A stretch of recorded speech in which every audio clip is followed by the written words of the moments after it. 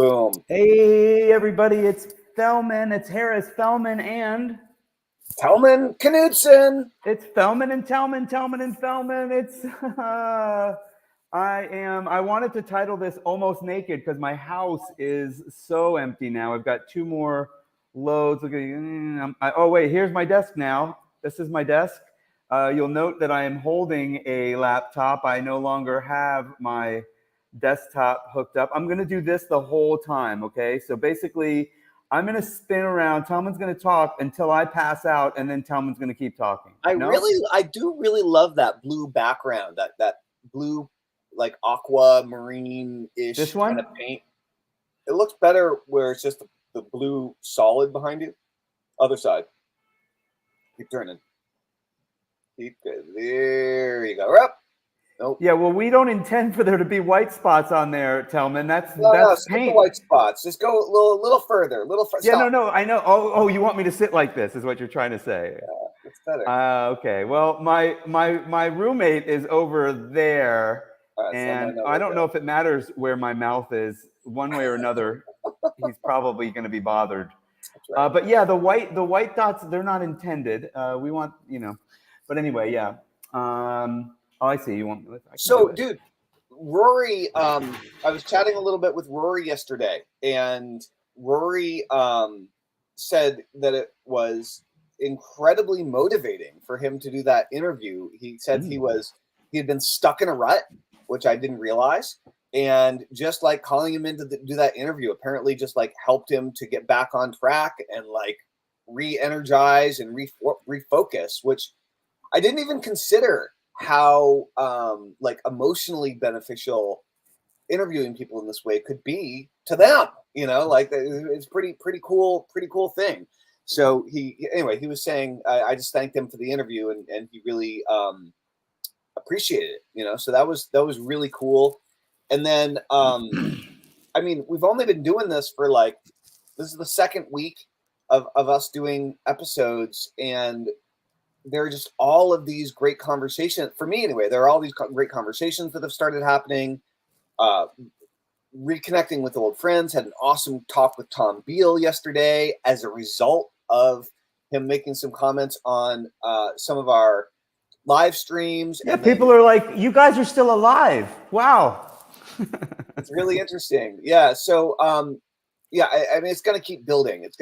And so one of the things that I would really put out there to people is damaging admissions. I've been teaching my marketing students, especially my solopreneur students who are building email lists. I've been teaching them for years to live stream every day as their first form of traffic, right? Because if you want your email list to be building every day, then you need to be doing something to get traffic on a consistent basis, theoretically, every day, right? And whether you have a podcast or whether you're running ads or or doing whether you have a talk show, whether you're running a YouTube channel, whether you're super active on Twitter or Facebook, and all of these different platforms have they all have organic free options, and the vast majority of them have paid advertising related options, and ideally you have some of both that are going on, right? But the value of creating great, I think, live content that interacts with your followers and your subscribers, that like the value you get from that, not only from the relationship that's built from the interaction with people over time, but the amazing video content that is created that can then be repurposed and reused for all sorts of incredible things down the road is really quite astonishing and easier than ever, I think, to create really, really, really good stuff. So I don't know. I've been really enjoying this process so far. I'm digging it. How are you feeling? That's cool. I think it's fine. I like it. I like being sometimes the center of attention, and sometimes I have to share it. That's fine. Sometimes we put somebody else in the center and they're the center of attention. No, I like streaming. I like talking. I like helping people. I do like that there's a kind of side benefit that, can you hear like a huge echo, or is that just me? Like, because I mean, I'm not hearing an echo, but what I am hearing is scratching on your mic. Shirt scratch. Some good old-fashioned shirt scratch. Wicka, wicka, wicka, wicka, wicka. Yeah, that's nice. That's nice. Okay, how's that? Is that better? No scratchy? No scratchy I'll let you know. I'll let you know if it becomes an issue. I think it's good. Look at these guns, everybody. Oh, there's no gun. Okay, I'm in Europe now. We don't have any guns. Yeah, no guns in Europe. Anyway, yeah, no, it's cool. I mean, I guess I'm not going to sit here and lie either. It wasn't like I'm happy to just stream and there be no benefit whatsoever. Honestly, like to me, like I enjoy it. I like connecting with some people. I'm interested to see if Facebook will allow some more people to come out of the woodwork other than the 5 or 6 that they've gotten to come as well. And maybe if we change the time of day or something, we'll pull in some other people, whatever. I should probably look at past streams to see what other comments have occurred as well. But to see that there's more people have seen it, because I do know that for a fact, because like, Matt Gill, for instance, wasn't on our live, but he saw the beginning of it a couple of days ago. And he's like, dude, I fucking feel you, I guess I shouldn't disclose a private message, but he feels, he's got nothing gay anybody. It's Matt Gill. It's but no, just he's a good dad, and dropping his kid off as an emotion at university is an emotional thing for him as well. So, so basically, if you don't cry when you drop your kid off at university, you're a bad parent. So let's Terrible just human being. start there. Terrible. So yeah, it's cool. Like I'll see what I think that there's a lot more that we can get out of it exposure wise than what we're doing right now, which is It's like dude, phase 1, like pre phase 1. Yeah. I mean, the place that we are now, so it's really interesting. I do like that. I did like part of the conversation yesterday with Rory where he's, I don't know. I don't see the same thing he does, which is people that are teaching or agencies that don't have direct response, but I know it exists. I like that they don't have the direct response chops, and the fact that we've been around for 20 years, like that's a huge benefit. But even like a guy with a startup that got $3 million, like he probably is dealing with people that got funded that they don't know about. Like they were like, oh, what do we do about we need more traffic. We need more traffic. No, you don't. You need to convert better. You need to convert the traffic you have better first, because you're just like, but some of these people, dude, who was it?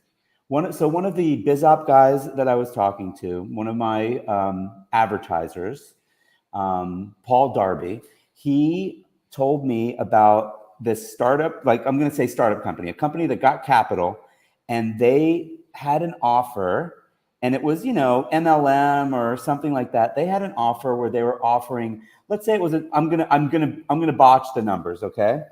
They were offering like something for like say $27 and offering like I don't know a $50 CPA on it. They were offering a $50 commission on a 27, which is fine, right? Because you're willing to pay more than the cost of the first product if you have other things. Of course, they didn't have other things, that's no problem. and they're like, oh wow, this is working really well. Let's lower the price, but keep the CPA the same. Oh. They lower the price. Let's do that again. Let's go to 0 and still give like $50 per opt-in. And then all of a sudden, oh my God, we have 100,000 opt-ins. We're going to pay out. They're trying to figure out what's a real opt-in now and what's not. But they're still like, I mean, I'm sure it's more than an opt-in, by the way. Sorry, I'm sure it's not just a name and email. It's probably, fill out a form. But it was pretty much like fill out a form if you're interested in this. And they paid like a CPA of like $50. And he, so they ended up owing like, $6 million. And they've got money like that to burn. Most people, there's nobody that we're going to talk to that have money like that to burn.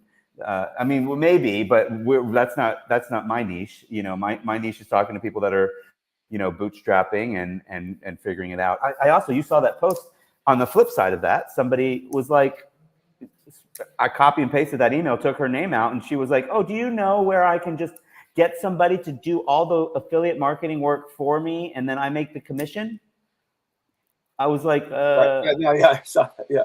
So no, I mean, Right. like, so you want somebody to do everything for you, and then you still get paid for it. I don't know like Right. where that exists. Even if you knew what you were doing, which she didn't. Like if you know what we're Right. doing, Right. Right. yes, you and I could train somebody to do the stuff, and it would do it. But sorry, So Harris, so it's not that there's never a way to do that. It's just that the way right. she's thinking about it requires about a decade of experience to get up to speed. So maybe less, but like one way to do that is with a second tier affiliate commission. So if you are a networker and you are going to lots of events and you know everybody, I mean, one thing that's been done over the years for launches, for example, is you get someone that's super social, super bubbly, super good at networking, knows everybody, has a great network, great connection, but they don't really have anything to sell, right? So very often second tier affiliate commission or a joint venture broker. So the people doing all the affiliate work are the people who build the list and promoting the thing, and the people who are doing all the copywriting work is the person that created the offer and wrote the sales letter and made the webinar and that whole thing. And so as the middleman or the middlewoman brokering joint venture deals or creating a second level of affiliate, maybe you get paid 5% or 10% every time a sale is made because you brought this team of affiliates in. Like that's one way of doing it. And another way of doing it is, and maybe this is partially where this person is coming from, is it's often the promise of MLM, right? It's the promise of the pyramid scheme is all you have to do is bring enough people in under you and they'll do all the work for you and you'll just be sitting pretty. I have another way to do it. AI. I've seen a couple of programs out there now, and one of them I'm actually going to test out. Sorry, the echo just got worse because I shut the door because there was something going on the other side. Your mic went back inside your shirt too. So I know I don't like this. I don't want you to see just let it go. Just let it go. Okay, I will in a second. So wear a white shirt, dude. You'll be fine. Amazing. Everybody. That's the brilliance that you're going to get from right there. Tellman if you join our boot camp. So, but the other way is with AI. So these guys have thousands, tens of thousands of pieces of content sitting in a database. Right now, it's personal development and motivational stuff. They got that. You can get access to that, and you can put that content out. Or you can use their software, and their software is going to hook up to your social media profiles, socials, to your socials. You would just say socials. That's what the kids are saying now, the socials. And it's going to automatically, you schedule it all in, and it's going to automatically put that out, and it's working. It's like it's actually working where they're putting all this content out on all the different socials, and then I don't know yet. I haven't dove in. I presume they must have a link in the bio that goes to whatever offer you're wanting to sell. Yep. So I guess that's close, but she would still have to set it up. There's still a little bit of setup, right? No, look, if you're going to have a business and it's going to make you money for years, you're going to have to put the work into setting it up. You're going to have to put work into learning the business model, put the work into setting up, probably screw it up half a dozen times along the way. And then I don't know. Anybody who's looking for easy money with no work, honestly, take a hike. I'm just not interested. The crazy thing is that over the years, the thing that's gotten to me, and I've talked to you about this, is I can give somebody a system that works. Here's what you do: A plus B plus C plus D equals money, right? But a lot of times they'll go and take it and put it into place, and they don't make money. And the reason I believe after 5 or 6 years doing it, so it's been more than that. So for many years, I've called it entrepreneurial creativity. A lot of people, they just show up, so they want a job, and they're like, okay, tell me what to do in my job, and then this job will pay me that. And in fairness to them, 90% of the make money online things kind of sell it like it's going to be a job. Hey, if you can send an email, you can make $1 million, you know, okay, right, yeah, right, great, right. me too. But you need a little bit, so you need to know what you're doing, not just on top of it. You need to understand what you're doing on top of doing it, so that, as you were saying a minute ago, you know, as you need to tweak things, you're able to tweak them, or at least, you know, instruct somebody that's good Right. at copywriting, for Right. instance, Totally. to fix it or something. So Exactly. So, you know, what generally speaking, right? If you guys want to win online, like there are some basic skills, and the way that we deliver those skills or apply those skills changes, and it's changing very quickly online. But at the end of the day, you or someone on your team needs to know how to write copy. You need to be trained in copywriting. If you're not trained in copywriting, then join someone's apprenticeship, like join someone's mentoring program. Like join John Benson's program, join John Carlton's program. Like there are so many astonishing copywriters out there with amazing training. There's no shortage. The second thing that you need to do is you need to know how to drive some form of traffic, right? And one of the quickest, easiest, fastest ways to get started creating content is creating free content, just like live streaming. You can do it from your phone, and you can do it today. There's no barrier to entry. All you have to do is talk about something. All you have to do is turn on your phone, stare into it, and talk about something, right? And then the third is you have to understand the basic framework and foundation of direct response, right? And this is a question coming from Helena. She wants to know how to go about doing it, right? And so the answer is you need to know what kind of business that you want to start, know what type of people you want on your list, and then start driving traffic and getting people to join your list and emailing your list every day and creating content every day and getting to know them, right? And trying to sell products and services that will improve their lives in the area that they're looking to you for advice on, right? And so this is why it's so important that you choose a niche or a market or a topic that you either are an expert in or you're endlessly fascinated by and you're pursuing becoming an expert in, where you can interview other experts. And that's where our interview model, our interview series, and our virtual summit model is a really sweet way of going about doing this. We can go into this more, Helena. If you have any more specific question, like the more specific and your question, the better and more useful of an answer we can give you, right? So two things I want to come back to one thing that you said. I'd like to, maybe it's worth for Helena and, you know, a couple other people to define what we mean by think in a direct response way or something like that. But before we do that, I just want to acknowledge that, you know, we do have some other. I've got Sean Mitchell. He's saying think about trying to get Tom Beal, Matt Basak, or Craig Perrine for interviews. I mean, all of those people are such, like, I've known those guys for years. So interestingly enough, okay, well, we'll come back to Helena, your question in a minute. Again, if you have any more questions, please write them in. If that's for anybody. And well, then, I mean, I spoke with Tom Beal for an hour yesterday. I'm sure he'd be down with an interview. Yeah, I'm hoping he's one of the next. And then Matt Basak, I've known for years. I haven't talked to him in quite a few years, but he'd probably be down for an interview. And who is the other person? Sorry, I was scrolling and seeing someone. Craig Perrine. Oh yeah, Craig Perrine. Craig was one of the first guys that I met online, actually working with the Nitro Marketing Mindset. He was actually a bonus interview that we did for the Nitro Marketing Mindset. Did with him, and interestingly enough, who came up yesterday is Rick Thompson, because he was working for Nitro back then when we created that product.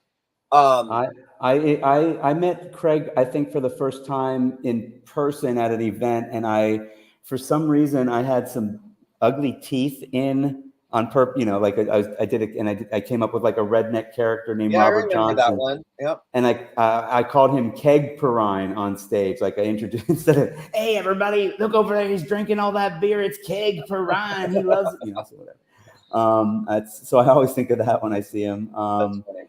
But yeah, Rory's mentioning Matt Gill, but not for an interview, but for sure, I'd love to interview Matt Gill as well. Sean's mentioned Stephen Georgie, but in the as a with AI prompts, not for interview necessarily. Dude, let me tell you something about AI prompts. So yesterday, Jason Parker. Do you know Jason Parker? I know who he is. I don't know him. I don't know him. I don't think he and I have actually ever met. But like, I know we have a lot of common friends, and he makes this post yesterday that was irresistible. He's like, "Tell me the name of your book, and I'll write an entire AC funnel sales letter using my new AI agent. All you have to do is give me the name of the book." And so I chose a hypnosis AC package that I've been kind of slowly working on in the background, called my number one hypnosis session of all time selling that is called the Abundance Session, and I created it over a decade ago. And so I was thinking about creating automatic abundance for a hypnosis package, a money mindset package. I didn't mention anything about hypnosis. All I did is give automatic abundance as the name. And dude, let me see if I can find it real quick. So by the way, that's more than a prompt. I mean, that's it's way more than a prompt. It's way more than a prompt. That means he's fit in, like what an AC funnel, what an AC sales page is. Oh no, he went through the work. So apparently him and Charles Kirkland are partnered up, and they have a mastermind that sounds like it's pretty cool. And they have all sorts of other stuff going on. But I was just blown. It's the full 30-page sales letter, and it's good. It's not just okay. It's like, as far as I can tell, I'll have to go before your ADD gets carried away and on the sales page. Maybe we can bring that in another time. But what is direct response for what is? All right, yeah, great. Well, what is the definition of direct response? So, I learned about direct response. So I'll tell you, my first experience of direct response marketing that I was aware of, I didn't know it was direct response marketing, but I knew I didn't like it. I knew I hated it. So before I got into any internet stuff or even started studying marketing, I became a hypnotherapist. I had started several businesses in college, and it was studying hypnosis in college and mindset and peak performance. I dropped out of college at the end of my junior year because my dad was in a chemical coma in the hospital. I needed to help take care of all of his stuff. And I figured I'd go back to college later. I never did. And I became a hypnotherapist. And I worked for a positive changes hypnosis clinic in Southern Vermont, which interestingly enough is the same franchise that Rich Schefren was part of, where he built his $10 million hypnotherapy clinic out of New York City for weight loss. That's how I met Rich Schefren. He was speaking from stage at a hypnosis conference for positive changes prior to him going online, right, and doing any online stuff. And so positive changes was I think it might still exist, but it was a hypnosis franchise, and they used direct response marketing to generate leads and create clients. And so they would use long form radio ads on local radio stations, and they would use full page newspaper ads, full page print newspaper ads that were primarily for weight loss. They also did stress, they also did smoking, but weight loss was the moneymaker. And they would run these long form ads with before and after pictures and testimonials and all the things. And then at the end, you'd come in for a free consultation, right? And you'd come in for a free consultation, which was like an intake, checking in, see how motivated they are, et cetera, et cetera. And then often it was a $2,500 to $5,000 package. And this was back in, I became a hypnotist in the year 2000. So this is from 2000. This is like leading up to when I went online, but it's like 2000, 2002. I was working at Positive Changes, and I went into the clinic. There were like 3 part-time hypnotists plus the woman that owned the clinic. Her name was Sharon Austin, and all of the Positive Changes franchises, they all had the same marketing materials, and they had these big, like they had their full page ads that they from the paper like framed up on the wall. They had this massive binder of these the before and after testimonials that came in from all the Positive Changes clinics. They combined them together and put them in these binders, and then shipped the binders out to all of the. So they kind of pooled testimonials, right? All the clinics would pool their testimonials, and then they'd all be able to use them as marketing because they were all part of the same business franchise. And like the big, bold, in your face, loud claims on the headlines and the bullet points. And like, I was so put off by the marketing. It was like brutal. And I thought it was ugly. I thought it was stupid. I thought that it was simplistic, that it talked down to people. I had all these judgments about it, right? And I was not the client. I was not the customer. I did not have a weight loss problem or a weight problem, right? And so come to find out, it was direct response marketing, and so what is direct response marketing? Yeah. So the idea is, first of all, I think probably most importantly, direct response marketing is measurable, meaning you can put money in. No. Hold on. I'm a 7-year-old. I'm an 8-year-old. I'm not asking for the benefits of direct response. Tell me what direct response is. When did it start? Why is it called direct response? And it's pretty simple. I mean, I can answer it. I'm just trying to get you to answer it. You seem like you want to. Why don't you? Yeah. I just want to say, look, direct response. I believe it started in the magazine and newspaper days, where it was literally they would put a letter. It looked like a letter on a magazine, and then they would ask people to directly respond to the magazine ad or the newspaper ad, rather than wait and see if somebody went to a. So it's a difference. It's not branding.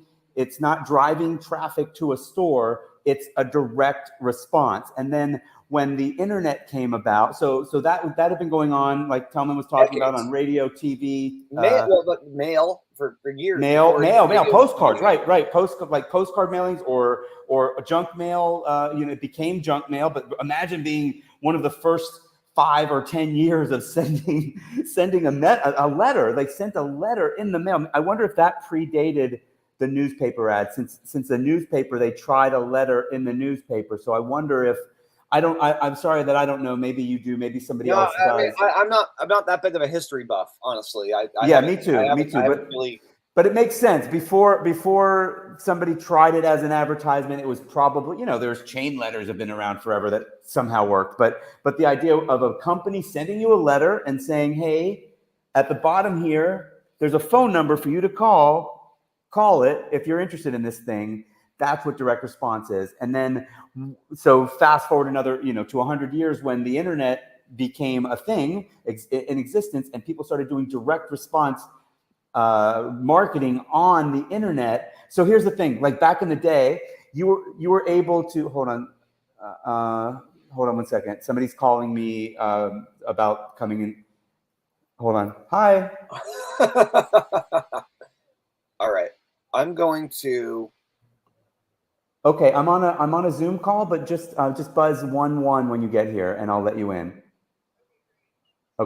It's okay. You can even park on the sidewalk if you want. I know it's hard to park unless you're walking. Then it's easy. Okay, great. Okay, so someone's going to be here to pick up a bag, or this is GoPros. So, but anyway, so I guess now this is a benefit of internet direct response, and why it's such a thing, it blew up so much. Oh, you got rid of me. Bring me back. Only for a moment. You're back. Okay. Sorry, I just saw the past where I had been kicked off. So anyway, back in the day, people would send out 1,000 letters, and they would wait to see how many of those letters would get a response, a direct response. Or they would they'd do a split test, and they send out 500 letters to the same area, demographic, and they would wait and see, did this letter get more responses than this one? Okay, this one did better. Great. We're going to expand this one, and we're going to send.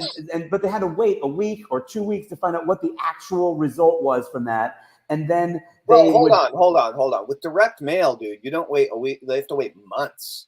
Okay, weeks, months, weeks and months to find out what the first round of response was, and then they would get it and they go, okay, great, we can. Or they would probably send out, let's say 10,000, and they would send 1,000 of the same letter to 10,000 different people, right? To 10 different groups. So then they would find out, okay, this one did the best. Great, let's expand this to the entirety of that demographic, and that's our best chance of success. But they weren't able to iterate very quickly.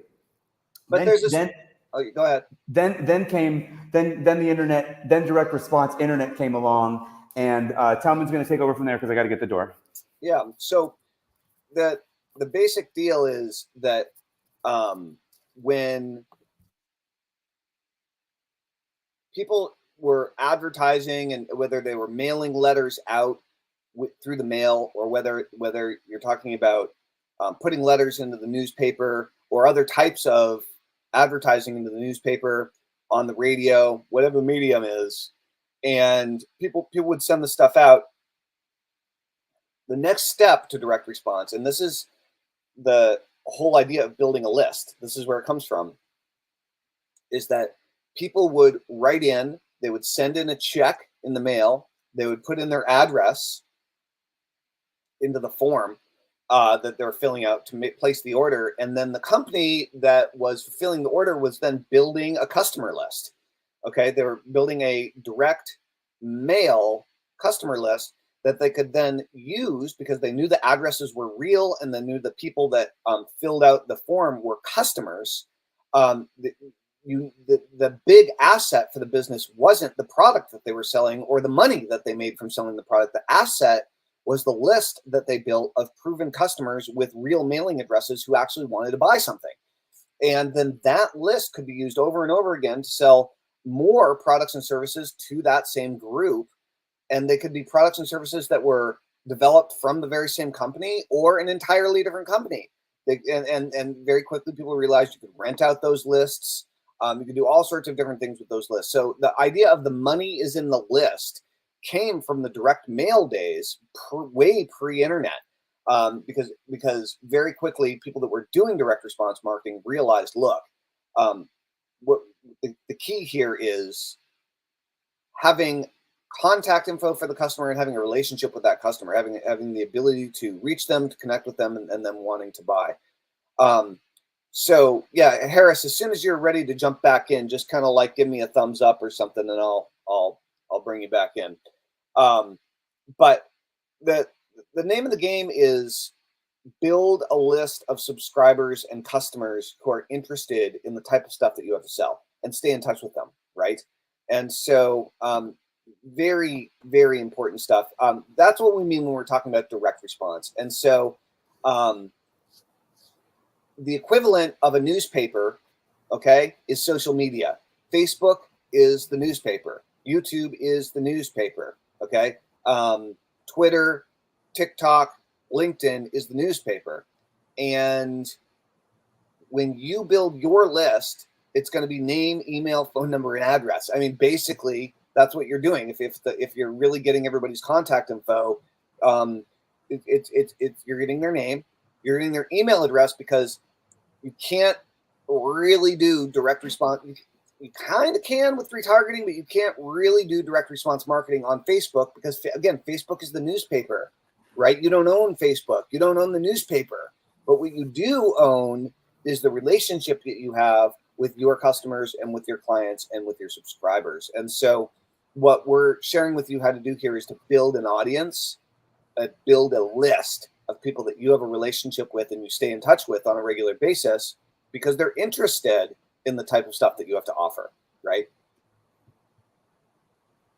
You're right to me, yeah. I mean, I thought you were asking me. I thought you were just saying right. Sorry, I'm watching like a 10-second delay because I'm looking at comments as well on my other page. So, but yeah, I mean, I was before the door. I'm excited. Like, the thing that excites me the most about like direct response marketing on the web is like that on the internet is that those iterations are like so instantaneous. Like you can Right. send, you can send 10,000 people to the same page, and you can do multiple split tests, and you know at the end of the day what worked the best. And that's amazing. And that's actually why you know uh, I think it's a big part of why direct response marketing has grown so much, is because it's so effective, and because it's the perfect mix of science and creativity, science and art, or whatever. I don't know if it's quite art, but I mean, certainly the way you write sales pages and email sometimes has a large creativity to it with your Oh yeah, I mascot mean that's stuff. why I do it. I use my writing as a way of expressing creativity. I mean that's And how I I guess do it. I'm a good example too, because like I've done characters that I've intermixed with my marketing, and like it's so yeah, I mean it's creative writing with a purpose, with a call to action, right? But yeah, anyway, so I just wanted to interject that. I just want to make sure that if somebody's like not, and I think this is a whole, easily a whole topic that you don't realize, people that are tuning in, not just to this, but tuning into internet marketing, don't really necessarily know what direct response marketing is. They don't even know that they're using and taking advantage of this Right. kind of foundational thing. Right. By the way, I just want you to know, Cindy Donovan, I was going to say Batty because that was her name when I met her, but Cindy Donovan says, "Hey fam, so cool to see you both." Cool. I have an internet crush on her, but that's over now. And then Joel Kellman, I don't think you know who he is. He's more of somebody on my page, but Joel Kellman has some. What a nice last name. Exactly. He wants nice to be name. He wants to be in our group. He wants Tellman and Fellman. Well, But dude, is he immediately on right now? yeah, immediately this guy. I don't know if he's still on, but immediately this guy, he's like, I'm like, yeah, let's get you on, and he's Tellman and Fellman. He wants to be first billing. What the hell, dude? Like, come on. Well, at least he's asking for what he wants. I guess it should be Tellman, Fellman, and Kellman, buddy. But I don't know. You do want to start with the strongest consonant, probably, and Tellman, Fellman does have a good rhyme. That's true. So, although I did like it when it was Wellman, because it was WTF. So that's right. That was really funny. Yeah. Cool. Anyway, it's now time for the call to action. That's right. So the call to action is, guys, we haven't really talked about this too much, but we've been dancing around it a little bit, which is Harris and I have a new boot camp coming up, and this boot camp is starting in September. And the boot camp is going to walk you through the exact process that you need to follow in order to launch your first virtual summit in the next 90 days. If you want, what are you doing? Push-ups? Boot camp, baby. Boot camp. Nice. Oh. Just kidding. So we're going to do a 12-week boot camp, a 90-day boot camp. We're going to help you launch your summit in 90 days. I would say in any market or niche, but if you're not on point and you're like making a bad choice, we're going to tell you and let you know. So there are markets or niches that this might be more difficult in, but the reality is most of the big ones, not only would summits work, but they are actively working. Matter of fact, some other people to interview, right? One I reached out to yesterday. He's just finishing up his clerkship working for a judge.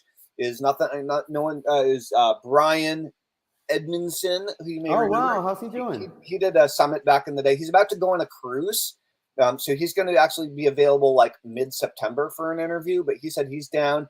I don't know if Corey Lewis will be up for an interview or not. Sometimes he's a little shy, but he might be. And I'd like to talk to him about email deliverability, which isn't quite in the scope of what you and I are teaching per se, but like he's somebody that's still mailing a ton. And I'd love to talk to him, get him on the record, if you will. Ooh, that could be the name. That could be the name of our show. On the record. No, okay. On the record. I don't know. It sounds a little daunting. Maybe. And then so we already talked about Tom Beal. I mean, honestly, this cool thing that Jason Parker just did, like, I just want to interview him just because it's so cool. So there's a long list and of really, really great people. But I think I was just thinking about essentially interviewing everybody that's had a significant impact on either one of our lives in the marketing world. Like, what a cool, who's still alive, right? What a cool way to reconnect with the important people in the marketing journey. So if you're one of those, or we could add in a couple of dead people thanks to AI, Tellman. We could put in all of Gary Halbert's letters, and then we could talk to his son Bond and have Bond, read the responses from the AI. So don't rule out dead people. All right, I won't rule out the dead people. I won't rule out the dead people. But let's start with the people that are alive, because they probably have a bigger current following. So that's right, exactly. Although, if there's ever any clickbait, that would work, it would be we interview the ghost of Gary Halbert. I'm pretty sure, number one, he would approve. Number two, I think that would get a lot of marketers. Let me know if you guys want us to interview the ghost of Gary Halbert, and Bond. I'll totally have you involved. I would never do something disrespectful without your permission. Come on, dude. Unbelievable. All right, cool, guys. So if you are interested in getting involved in our virtual summit bootcamp, if for the next 90 days you want to build your list, launch a summit, find at least a dozen extraordinary long-term strategic partners, develop 25 new income streams for your business, then type bootcamp into the comments and we'll send you a link. We can get on the call. We can have a chat about it and see whether or not it makes sense to talk. I was thinking bootcamp. I was thinking we should use the word bootcamp this time too. Amazing. We're so in tune. Bootcamp. That's right. So in tune.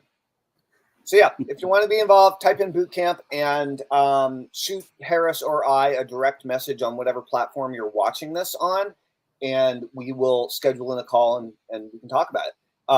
And for everybody that was expecting that I titled it "End of an Error," I apologize. That was the beginning of an error. I thought I would try to tell you what the end of the error was, which is, I'm moving and I'm leaving Barcelona. It has nothing to do with marketing, but Tellman went a different direction. And next time, we're just gonna agree ahead of time on what we're gonna talk about. That's right. Yeah. Sorry about that. Cool. Well, you know what, Harris? I think we're good. Okay. Cool. Yeah. Anyway, before we go, if you guys are interested in getting involved in the interview series, how to do an interview series, the virtual summit boot camp. I was gonna be like, if anybody would like to make $1 million in the next 90 days, no, can't do that. Okay. But if anybody would like to have a successful audience building experience that makes you a bunch of money at the same time, then say bootcamp below and we'll tell you how to get in on our bootcamp. That's it. Rock and roll. All right, Harris. Well, guys, we will see you tomorrow. Also, Kyle Battis, we should interview. He said yes to an interview. I was going to ask him to do it today, but I didn't, clearly. So maybe we'll interview Kyle tomorrow. Who knows? We're gonna be doing a lot of interviews. If there's someone that you think we should interview, please drop their name in the comments below. Tag them if you can. And I think we're gonna call it a day. All right. Bye, everybody. Adios. Boot camp. Bye, guys. Boot camp. 1, 2, 3.